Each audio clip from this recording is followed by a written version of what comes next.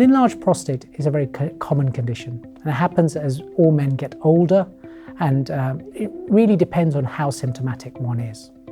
Treatments for an enlarged prostate may be simple fluid management or altering your fluids that you take in, to medications that one would take, including prostate relaxers or even shrinkers of the prostate in the form of medication. And these medications can be taken once a day.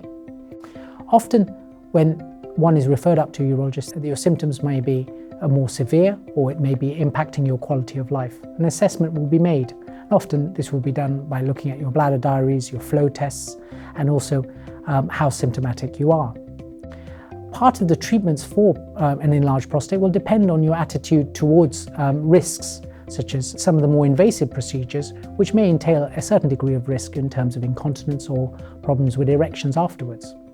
We are very lucky to be able to work in a prostate centre where there's much more minimally invasive treatments. Some of the more minimally invasive treatments are treatments such as steam of the prostate, which is done as a day case. Urolift uses essentially what looks like treasury tags to pin the prostate and compress it down to allow a flow of urine.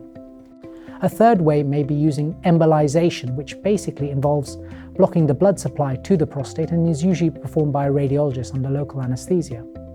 A lot of the minimally invasive techniques could be performed under local anaesthesia or more sedative procedures, which are done as day case. Some of the bigger procedures involve lasers or indeed some sort of heat element to the prostate, where the prostate is shaved down, and this is called a transurethral resection of prostate. One of the other more common ways of treating prostates are using the holmium laser, which shells out the prostate, leaving an outer rim of tissue to support the outer layer of the prostate, but the inner juicier layer causing the obstruction of the prostate being taken away.